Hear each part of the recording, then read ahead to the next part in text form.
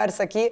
Seja bem-vindo, né? E por falar em jogador, entrar em campo, antes de falarmos aqui de assuntos sérios, e a expectativa para a Copa? Será que o Brasil leva essa, hein, Celso? Como que você tá? Qual que é a tua expectativa para a Copa esse ano? Eu tô otimista, assim, com o time do Brasil, com a equipe. Acho que a gente tem grande chance. Se eu fosse apostar, né? Eu tô até querendo fazer um podcast sobre isso, né? Que qual o ranking que tá o Brasil e o que as pessoas esperam em relação a isso. É óbvio que o futebol tem muita coisa ali imprevisível, mas eu diria que o Brasil é favorito para essa Copa, sim. Tomara que isso se materialize, né? Vamos lá, né? Tirar aquela imagem ruim, que ficou difícil, hein? Nossa, depois daquele 7-1, oh meu Deus. Mas vamos lá, vamos fazer bolão aí, vamos apostar, né? Nossas forças. Já que o Marco estava falando dos pontos positivos aí do Brasil na parte econômica, né? Deus tem que ajudar a gente aí, pelo menos nessa Copa, para melhorar essa imagem do Brasil aí perante ao mundo. Ô Celso, para começar nossa conversa aqui exatamente, antes de entrar mais a fundo aí a mercado, queria entender um pouco da sua visão sobre o debate de ontem, né? A gente teve esse debate, Lula e Bolsonaro. Lula, mais uma vez, não falou quem seria ali o seu ministro da Economia, na hora que o Bolsonaro deu aquela cutucadinha. Não falou muito em propostas econômicas, na verdade, a gente não viu nada muito falando, né? Nenhum dos dois trazendo pontos importantes em relação a políticas econômicas. O Bolsonaro também se esquivou quando falou que vai manter os R$ 600 do auxílio, mas sem dizer, na verdade, da fonte do dinheiro, apesar que, né, no meu ponto de vista, não é nenhuma surpresa, a gente sabe que qualquer um dos dois vão ter que manter o auxílio, continuar, ninguém vai ser louco aí, na verdade, de tirar ou barrar isso. Mas eu queria entender a sua opinião primeiro sobre o debate, o que você viu ali, os pontos mais importantes que você analisou. Se fosse analisar os três blocos, primeiro, eu gostei muito desse formato, é um formato que tem nos Estados Unidos, Também né? gostei. Deles parece uma arena, eles se degladiando, mas isso é interessante, sempre tem briga, não adianta. O primeiro ponto é esse, eu gostei do formato. Depois, separando em três blocos, o primeiro bloco, como o ex-presidente Lula ele começa questionando, eu acho que ele sai um pouco ali na frente em relação ao Bolsonaro. O Bolsonaro se mostrou um pouco nervoso naquele momento. No segundo bloco, eu acho que o Bolsonaro foi um pouco melhor, né, do que o ex-presidente Lula. E no terceiro bloco, o que acontece? O ex-presidente Lula ele não controlou o tempo, cada um tinha 15 minutos. E aí o Bolsonaro ficou com 5 minutos e meio para falar depois. Aí ele até pediu um direito de resposta, ele teve de 1 minuto, ele ficou. Então, olhando assim, o terceiro bloco, também acho que o Bolsonaro ficou bem acima em relação ao ex-presidente, né? O Lula atuando em relação à pandemia, o Bolsonaro indo muito para a parte de corrupção, mensalão, petrolão, tudo isso, mas como você bem citou, né, eles acabam não respondendo às perguntas. As perguntas dos repórteres, ninguém falou de economia, nada disso. O que se sabe o atual presidente reeleito, Paulo Guedes, continua. A gente sabe que permanece, né, os principais ministros permanecem, então você traz mais previsibilidade. Uma vitória do ex-presidente Lula é imprevisível, foi isso que você citou até. Ele não falou, o Bolsonaro ficou ali cutucando ele, quem é o ministro da Economia? Quem vai ser o ministro? Ele não fala. Então, assim, é impressionante isso. Todo mundo, independente se você gostar ou não, tinha um plano de governo, os outros candidatos. O Lula não fala do plano de governo, fala que ele não precisa falar por conta do passado. Isso é muito, assim, ruim, né? O debate até em São Paulo, Tarcísio Haddad foi um pouco diferente, porque você não tem esse histórico, né, para falar, não, eu fiz aquilo. Quer dizer, era outro momento do ex-presidente Lula. Não acho que isso estimule para um lado ou para o outro mais. Acho que pode ajudar, mas principalmente os indecisos. Né? Acho que até Bolsonaro se comportou melhor nesse sentido. Mas o que está acontecendo é as pessoas vão tirar, né, partes do debate e vão começar a apostar. Mas acho que isso não muda. Eu acho que o que muda é a atuação de governadores, prefeitos, deputados eleitos, senadores nas suas regiões. Essa é a grande verdade. Eu não acho que o debate tende a... Ainda mais que os dois, assim, não teve uma discrepância absurda. A gente viu isso em eleições passadas, sim. Você teve uma discrepância e um poderia ganhar do outro, mas não vejo isso sendo decisivo para a mudança de voto. Acho, sim, pode ajudar os indecisos. Eu acho que a grande atuação tende a ser em cima da abstenção também e mudanças de voto. Em Minas, se for o caso para Bolsonaro, porque ele precisa ganhar, né? E todo presidente que ganhou em Minas ganhou as eleições. E as eleições em Minas foram iguais, os resultados foram iguais à eleição nacional, né? Foi igual, é impressionante isso. Então, 48 com 43, algo do tipo. Então, bem próximo ao que foi o resultado. Então, Bolsonaro, se ele quiser virar, ele quer virar, né? Ele precisa Minas, ele precisa aumentar também Sudeste, São Paulo, um pouco Rio, Sul, e tentar tirar um percentual ali de votos no Nordeste também. Diminuir, né? Virar ele não vai no Nordeste, mas diminuir sobre isso. Se fosse falar sobre mercado, a gente fez uma pesquisa, e aí Bolsonaro, a bolsa acima de 120 mil pontos, ele reeleito, $1 podendo ir abaixo de R$ 5, a maioria dos gestores e analistas responderam do mercado. Já uma vitória do Lula, a bolsa poderia ir abaixo de 100 mil pontos e $1 entre 5,40 e 5,50. Tem esse efeito também. Por isso que não tem nada precificado. E eu diria que o mercado ainda acredita que tem a probabilidade do Lula vencer em 70%. Tem apostas aí no mercado e 30% do Bolsonaro. Inclusive, Celso, eu te perguntei ali em relação, né, àquela cutucada do Bolsonaro ao perguntar para o Lula quem seria o ministro da economia dele. Eu assistindo, eu tive ali uma sensação, me pareceu que ele tinha uma carta na manga num truco ali, que ele ia trazer o seguinte: se caso, né, o Lula trouxesse alguma pista, porque recentemente houve aquela aproximação do Lula com o Meirelles, né? A gente viu ali, né, que o Meirelles que trabalhou no governo Temer, no governo Dória, e eu tinha ficado com essa sensação de que o Bolsonaro ia trucar ali nesse sentido ali, você tem apoio aí de alguns nomes, né? Fazer ali, né, aquela comparação, fazer a associação do Meirelles com o Dória e com o Temer, mas ali na hora o Lula acabou se esquivando, não trouxe exatamente o nome. Mas você acha que esse nome, por exemplo, do ex-ministro aí, né, associar ele ao Dória, ao Temer, o mercado, isso seria prejudicial ao Lula ou não? Porque o mercado aceita bem, teoricamente, ali também o ex-ministro, né? Então eu queria entender um pouquinho da sua visão. A gente não tem nomes, né? Claro, o Lula não revelou seu plano de governo na parte econômica, é só especulações, mas a gente viu uma aproximação do Meirelles ali naquele momento e o mercado naquele dia deu uma boa reagida, por sinal, né? Naquela segunda-feira a bolsa subiu mais de 2%, o dólar foi a maior queda diária, acho que desde abril, com a queda de quase 2% também. Nossos analistas políticos estiveram até com o Meirelles, e a gente não acredita que o nome do Meirelles seja o nome. Pode ser algum outro ministério, relações internacionais, alguma coisa do tipo, mas não olhando essa parte de ministro da economia. Ele não viria como ministro da economia.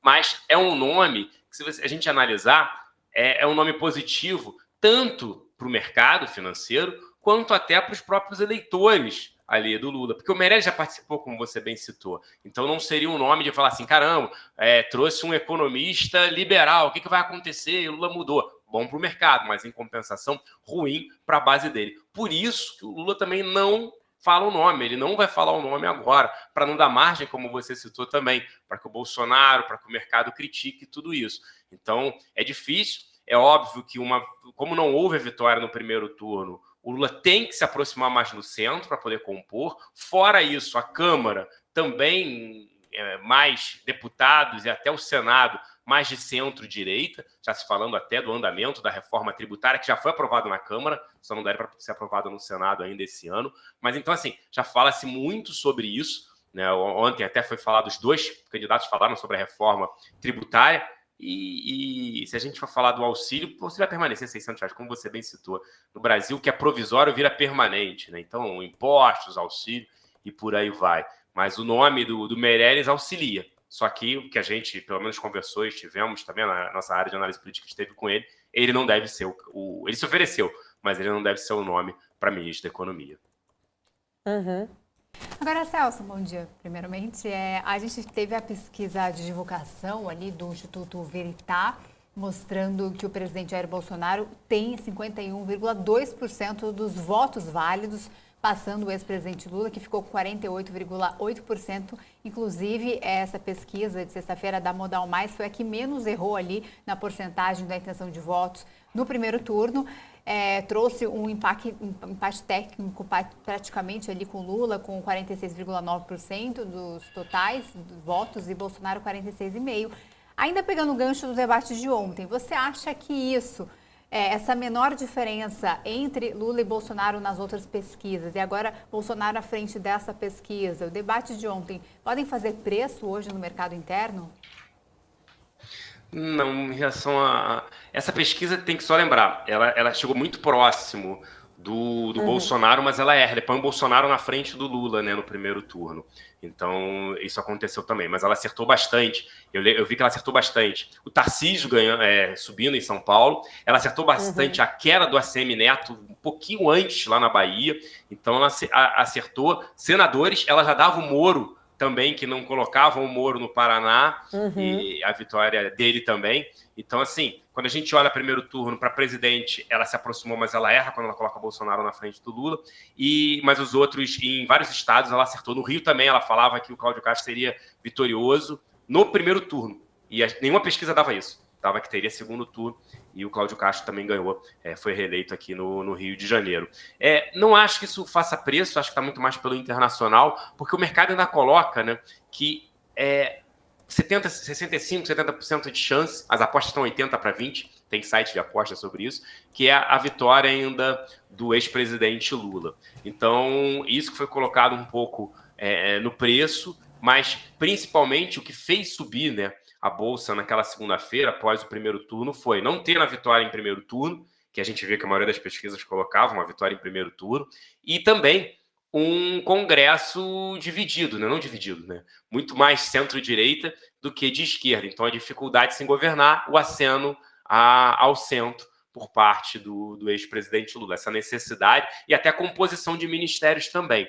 Mas não diria que as outras pesquisas estão saindo a vitória do Lula, só essa botou a vitória do Bolsonaro, você citou até do Modal, também mais próximo a isso, mas vai ser ainda está extremamente indefinido, faltam 13 dias, Bolsonaro precisa crescer, porque eu falei em Minas, um pouco em São Paulo, Sudeste, ainda Sul, e também retirar essa grande vantagem que o Lula tem no Nordeste. Então, até lá ainda tem. E isso depende, não depende de debate, né? Isso depende muito mais da atuação de prefeitos, de deputados eleitos federais, senadores, e assim vai. Então, ainda tem, até os estaduais, mas ainda tem um processo aí desses 13 dias, o tempo é curto, mas o mercado ainda não coloca essa parte de pesquisa. Só se tivesse uma discrepância, né, o Bolsonaro tivesse apresentado um crescimento forte, aí eu diria que a Bolsa estaria num patamar acima, mais próximo a 120 mil do que no patamar atual, e um dólar mais próximo a R$ 5. Então, está esperando isso, mesmo aguardando, mas ainda acreditando que a probabilidade maior de vitória é do ex-presidente Lula. Agora, né, falando ainda de economia, mas saindo um pouquinho desse contexto político, especificamente aí dos candidatos, vindo aqui para nós, né, real aqui, nossa economia. Hoje a gente teve o Focus aí, né, trazendo exatamente mais expectativa de queda para nossa inflação. Inclusive, eu estava até falando agora há pouco com o Marco Saravalho, né, em relação à nossa diferença aí da inflação. Brasil hoje com IPCA de 7,96 aí no acumulado dos 12 meses, inclusive menor até que os Estados Unidos, que está com 8,2.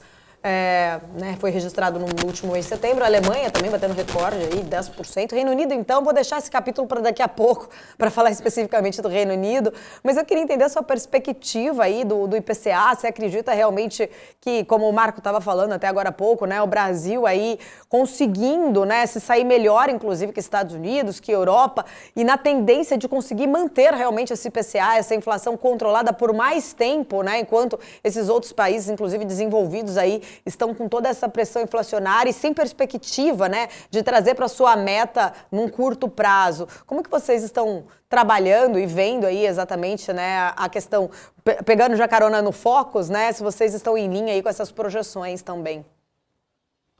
Não, é excelente ponto, né? A gente tende a ter um crescimento esse ano próximo ao crescimento chinês, ou até superar a China, isso não acontecia em 40 anos, é impressionante isso, e uma inflação bem mais baixa do que os Estados Unidos. Não vou nem discutir Europa, Reino Unido, que a inflação ainda é mais elevada por lá. A gente brinca que Estados Unidos está tendo inflação de Brasil, né? E o Brasil vai ter uma inflação ano que vem de Estados Unidos. É impressionante isso, e aí mostra o excelente trabalho e a independência do Banco Central, que independente de quem vença, vai ficar mais de 2 anos, isso também é extremamente positivo.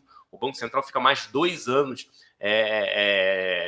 pós-eleições, então isso é interessante também. O que o Brasil fez foi ter subido a taxa de juros 3,75, muito mais rápido. A zona do euro começou agora, e você tem ali, você demora para impactar a economia de 6 a 9 meses, a política monetária. Então, mesmo se a gente olhar, o Brasil ainda é impactado, entre aspas, negativamente, por conta do auxílio.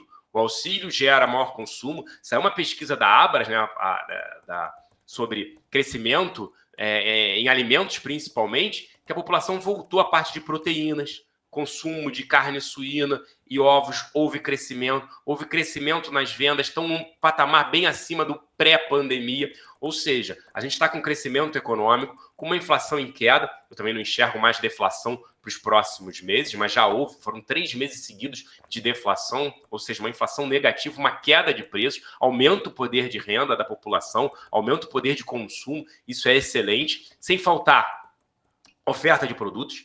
As gôndolas não estão vazias, diferente, até eu estava conversando com amigos no final de semana que moram nos Estados Unidos, está tendo falta de produtos. O Walmart, por exemplo, que é gigantesco lá, quem já entrou num supermercado do Walmart lá, que é gigantesco, está colocando tapumes, falando que vai entrar em obra, mas não, as gôndolas estão vazias. Ou seja, você tem uma inflação elevada ao redor do mundo, olhando zona do euro, preços de energia, Reino Unido e Estados Unidos, com um problema também de oferta de produtos, o que não acontece como se tem aqui. Então, a gente tem esse carrego que a gente joga para o ano seguinte de crescimento econômico e também acreditando numa inflação mais baixa, até pelos preços da energia, né? A gente não vê um petróleo também disparando num patamar, pode subir 10%, tudo isso, mas nada que afete assim os preços para o ano que vem. Então, ano que vem, óbvio, o país tende a crescer menos. A gente tem, para esse ano, a gente acredita num número mais próximo a 3 de PIB, mas para ano que vem, uma queda ali, um PIB crescendo menos de 1% provavelmente, né? Mas aí também vai depender do mundo, desaceleração global que a gente já está enxergando. Mas a situação do Brasil é bem melhor em comparação a esses países que demoraram, né? Você tinha muitos estímulos econômicos, você tinha incentivos também para isso, e a alta de juros demorou a acontecer. Um próprio dirigente do Banco Central da zona do euro, né, que é o BCE, Banco Central Europeu, ela estava falando, os juros vão subir esse ano, acredito uma alta de 0,75 agora esse mês, mais 0,75 em dezembro, e ano que vem continua esse cenário ainda de alta. O mesmo que a gente está falando, diferente do que acontece no Brasil, que chegou num pico de 3,75 e a gente está falando em queda no segundo semestre do ano que vem. Então isso auxilia também para a confiança, para uma melhora econômica. Então a gente está num cenário, por incrível que pareça, bem melhor do que outros países, né?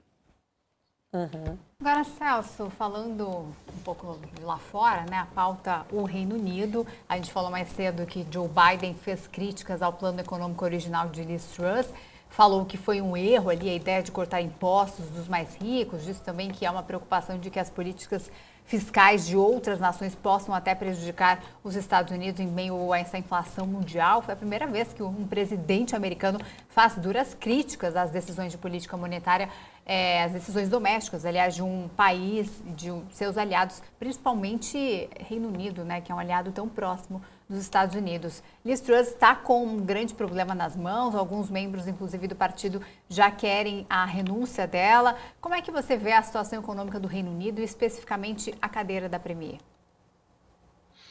Foi pro Biden até reclamar, porque foi esdrúxulo mesmo, né? Eles subiram menos juros do que se esperava, e a outra começou a dar incentivo para consumo. Você fala, peraí, tô jogando álcool na fogueira, né? Querosene na fogueira, não faz sentido algum. E aí ela foi voltar atrás. Aí a gente até já comentou, né, um pouco sobre isso, da falta de credibilidade. Você não tem credibilidade, difícil ali, né, a Premier conseguir implementar qualquer coisa. Já houve uma mudança no ministro de Finanças, já está falando que muita coisa, congelamento de preços, nada disso vai acontecer, mas é motivo sim de preocupação. Até porque eu lembro quando a Argentina começou a implementar algumas medidas na pandemia, congelamento de preços. Pasmem, mas eu vi brasileiros defendendo isso. E agora a inflação na Argentina vai a 100%. E a gente está com uma inflação de 7%. A inflação mensal na Argentina é a nossa inflação anual. E tinha gente defendendo o presidente argentino. Mas falando do Reino Unido, é sim motivo de preocupação. Tem que gerar uma nova credibilidade, confiança por parte dos agentes do mercado. Isso está longe de acontecer. E se não tem confiança, não tem credibilidade em relação às medidas, pode ser sim. É difícil avaliar se ela vai cair, tem pouco tempo, né, que isso aconteceu, que ela assumiu o cargo, mas gera, no lugar do Boris Johnson, mas gera sim um efeito de preocupação. Fala, peraí, já tomou esse tipo de medida, voltou atrás, o que vai acontecer para frente, né? Então, para conquistar novamente a credibilidade, vai demorar no mercado a acreditar. Mas as medidas que o próprio Banco da Inglaterra, quando a gente analisa em relação ao Banco Central Europeu, ele já vinha implementando uma alta de juros antecipada, né? A zona do euro demorou a fazer isso. Então você fala, porque eu sempre critico, né, a zona do euro, que como são vários países que você tem que atuar, explicar, ela tem um problema. Imagina como se fosse a América Latina, né, tomando decisão, né? Imagina o Banco Central da América Latina. Imagina como isso ia ser ruim, ia ser demorado para tomar algum tipo de decisão. Mas o Banco da Inglaterra não. Ele não precisa disso, né? Então ele não precisava esse tipo de atitude. Então, o que o mercado achou? Houve interferência na alta menor por parte do Banco da Inglaterra e também incentivando o consumo no momento que você tem que retrair a economia. Essa é a grande verdade, como está fazendo nos Estados Unidos, né? O dado bom é um dado ruim. Em que sentido nos Estados Unidos? Quando você gera mais emprego ou menos pedidos de auxílio, desemprego, você mostra que a taxa de desemprego está muito baixa e a economia segue crescendo. E aí você tem que gerar esse efeito de desaceleração por parte da economia. Então, para ganhar novamente a credibilidade vai ser difícil, porque pessoas que eu converso que moram ali na região, que moram no Reino Unido, já falaram, já joguei a toalha por parte tanto da Premier, por parte de finanças também. Houve mudança na finança, não houve da Premier. Vamos aguardar as cenas dos próximos capítulos. Difícil dizer, mas se continuar com esse tipo de medida, provavelmente sairá, né? Uhum. Ô, Celso, já que a gente está falando aí de cenário internacional, eu queria trazer um pouquinho em relação à China, né? A sua visão aí, já que você falou também um pouco, fez a comparação agora há pouco em relação ao crescimento do Brasil, até maior em percentual do que a China. A gente viu esse final de semana, né? O Xi Jinping ali reforçando o controle sobre capital privado, falou um tema ali que acho que foi um ponto muito importante, que ele voltou a falar sobre a unificação de Taiwan. Ele disse que vai ser realizada, pretende fazer de forma pacífica, mas que vai ser, né, realmente aí feita essa unificação. A gente viu naquela visita de Nancy Pelosi, né, a situação tensa que se tornou ali entre Estados Unidos, exatamente, o próprio Biden que tinha dito que ele compraria aí essa briga nesse caso especificamente. Como que você vê, né, exatamente essa fala de Xi Jinping? Será que realmente há chances, né? O mercado está olhando para essa possibilidade de um confronto aí, de um conflito entre China, né, e Estados Unidos por conta de Taiwan. Como que você avalia essa questão? A gente já vive um problema geopolítico, Ucrânia e Rússia, né? E até no final de semana, alguns países aliados à Rússia, a própria China, falando para chineses saírem, evacuarem a Rússia o mais rapidamente possível. Aí outros países ali da região, Azerbaijão e tudo mais também. Então gerou motivo. Peraí, vai ser um ataque em massa, o que vai acontecer aqui? O Putin falando, né, para os Estados Unidos não se meter. Então você fala, peraí, já se discutindo até armas nucleares, infelizmente. Então isso gera motivo, sim, de preocupação. Olhando Taiwan, e aí até pelas preocupações econômicas, fabricantes de chips, que os países voltaram a fazer essa parte, né, eletrônica, eu diria. Faltou-se carro porque não tinha chip, faltando um monte de coisa. E aí os Estados Unidos falaram, eu tenho que produzir em casa, não posso depender. Ali eu acho que gera uma interferência muito maior do que a Ucrânia e Rússia. Até porque a Ucrânia não faz parte da OTAN, a Ucrânia já foi, né, da União Soviética, olhando lá atrás, alguns anos atrás, mas quando olha Taiwan e China, eu acho que isso gera um receio geopolítico, um problema geopolítico muito maior. E aí você está falando de novo de duas superpotências militares, né, China e Estados Unidos também, então gera motivo sim de preocupação. Difícil dizer o que vai acontecer, porque não sou especialista, né, nessa área, nessa parte de relações internacionais, e eu vi muitos especialistas falando que não teria invasão da Ucrânia pela Rússia. E aí poucos dias depois ocorreu. E depois as pessoas falaram, não, vai ser rápido, em 30 dias resolve. A gente está há meses com isso. Então, assim, difícil, sim motivo de preocupação, essa parte geopolítica. A gente tinha motivo de preocupação, sempre era o Oriente Médio, né? País vai invadir tal país, gera esse problema, tudo isso. Isso se reduziu, não posso dizer que é zero, mas se reduziu em relação ao Oriente Médio. E agora a gente volta os olhos, tanto para essa parte do leste europeu, como também Taiwan e China. Difícil dizer o que a gente falava muito sobre isso, né? O Trump é brigão, o Trump é brigão. O Trump não se envolveu em nenhuma guerra. Essa foi verdade. O Trump, em 2016, falou para a Alemanha que era um absurdo eles, né, dependerem do gás russo. Ele falou, não façam isso, vocês vão ficar na mão deles. Ele estava certo nesses momentos. O Biden, que todo mundo falava, é um apaziguador, tá tendo problema atrás de problema. Então, assim, quando a gente analisa isso, o Trump falava muito, mas aí acabava, né, ameaçando, teve até com a Coreia do Norte, tudo isso ali, mas não acontecia. Era muito mais ruído do que, de fato, algo que resultasse numa guerra. Já o Biden está gerando esse efeito. Eu não sei se é porque o Putin não acredita em ofensiva do Biden e no Trump talvez ele acreditasse, a China idem. Então, assim, de novo, a gente está falando em credibilidade, em poder, né? Mas, assim, analisando, não descarto, né, que isso possa acontecer, obviamente. A China já vem falando isso já há algum tempo. Mas, de novo, isso vai ser ruim. Isso é interessante, né? Se a gente falar em investidor, o investidor tem que estar sempre preparado. Crises, elas existem, vão continuar existindo. É um movimento que a gente fala cíclico, de melhora, de pior, alta de juros, queda de juros, recessão. Ele tem que estar preparado. Por isso a importância, às vezes, muito de diversificação e ter um percentual em caixa também dos seus investimentos. Porque isso sempre vai acontecer e vão gerar oportunidades. Mas, infelizmente, se vier a acontecer, né, uma invasão, retomada do território de Taiwan, é muito ruim para os mercados, obviamente. Vai ter aversão a risco, tudo isso. E o que mais a China pode fazer? Porque a gente vai esperar qual vai ser a ofensiva por parte dos Estados Unidos e OTAN, né?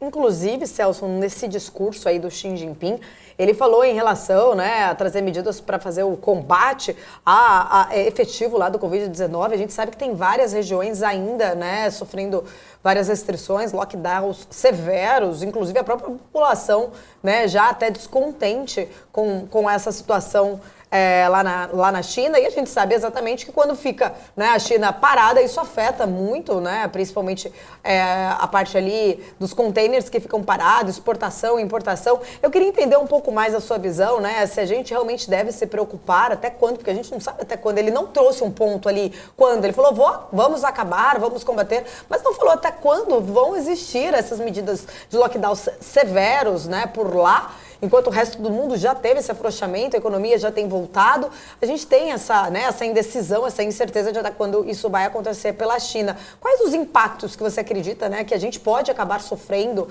ainda por conta desses lockdowns que continuam lá na China?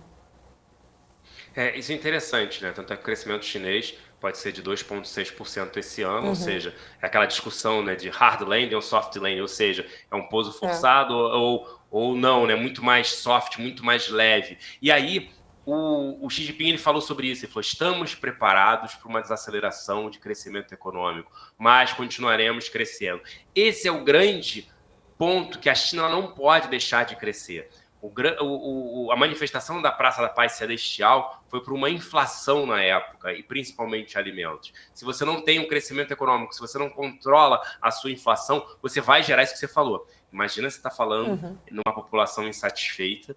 No Brasil são 200 milhões de pessoas. Na época do impeachment da ex-presidente Dilma foram para ruas. E aí você está falando em 1 milhão que é para rua, às vezes na Paulista, 1 milhão no Rio. Cara, aí você está falando lá uma movimentação muito maior, num país muito maior. E aí perde-se o controle de um país que tem o controle da população, da mídia, de tudo mais. Então, é sim motivo de preocupação. Ele tem que continuar incentivando o crescimento econômico. É até aquela grande discussão das empresas incorporadoras, né, imobiliárias. A Evergrande tem só 3% do mercado. E a quebra dela, a possível quebra dela, gerou aquele efeito nocivo para o mercado. Então, é motivo de preocupação pelo tamanho que é o país e que o consome. Então, assim, medidas que ele vai ter que tomar. Continuar crescendo o país, ele estava falando sobre isso, e controlar a inflação. A inflação chinesa é baixa. Eu nunca sei se os números estão corretos ou não, nem tanto de crescimento econômico, nem tanto de inflação. Essa é a grande verdade. Porque é muito esquisito, porque é tudo escadinha, não tem volatilidade, não é normal isso, você crescer. Mas está desacelerando, aí desacelera em escadinha, não tem uma queda brusca. E esses lockdowns que afetam em relação à nossa economia, em relação à economia global. Principalmente quando a gente olha essa parte de contêineres que você bem citou, né? O transporte de contêineres de lá para cá, uns 45 dias. Desembaraço mais 15. Então, a gente está falando de mais de 60 dias para a carga chegar aqui. Se você tem esse lockdown, demora muito mais, você afeta a oferta de produtos e você volta a gerar inflação. Então, o que aconteceu pós-pandemia foi a demanda continuou por todo mundo. Até houve uma mudança na parte de demanda. As pessoas não saíam, não consumiam fora, pediam coisas em casa, começaram a consumir eletrônicos, outros tipos de produtos, porque você conseguiu economizar. Eu mesmo vi o quanto caiu o meu cartão de crédito porque eu não estava saindo. É impressionante isso, né? Ver o gráfico em relação aos gastos que as pessoas tiveram e têm. Então, houve uma mudança em relação a isso. Então, o consumo continua. A oferta foi restrita, porque você teve isso, você não teve a mobilidade da parte da cadeia logística. Então você teve um problema na oferta, teve um problema na produção.